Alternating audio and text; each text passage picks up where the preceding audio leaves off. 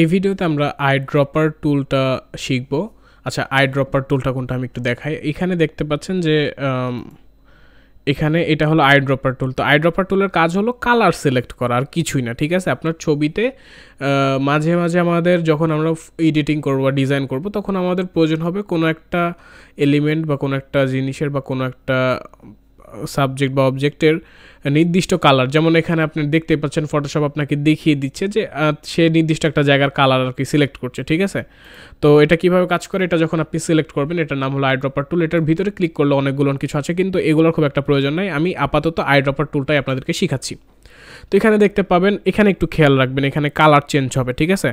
তো আমি আপাতত এর গালে ক্লিক করছি, এর গালে যে কালারটা এটা সিলেক্ট করলো। আমি তার ঠোঁটে ক্লিক করছি, ওর ঠোঁটে যে কালারটা সিলেক্ট করলো। তার শার্টে ক্লিক করছি, তার শার্টের যে কালার সেটা সিলেক্ট করলো। তার চুলে যে ক্লিক করছি, তার চুলের যে কালার সেটা সে সিলেক্ট করলো। এইভাবে আপনার যে কালারে ক্লিক করেন না কেন, একটু দেখতে থাকুন, অটোমেটিক কালার চেঞ্জ করছে। আপনি যেখানেই ক্লিক করবেন সে ওইখানকারই কালার আপনাকে ধরে দিবে, ঠিক আছে। সো আইড্রপার টুলের কাজটা হলো জাস্ট কালার ধরার, কিছুই না।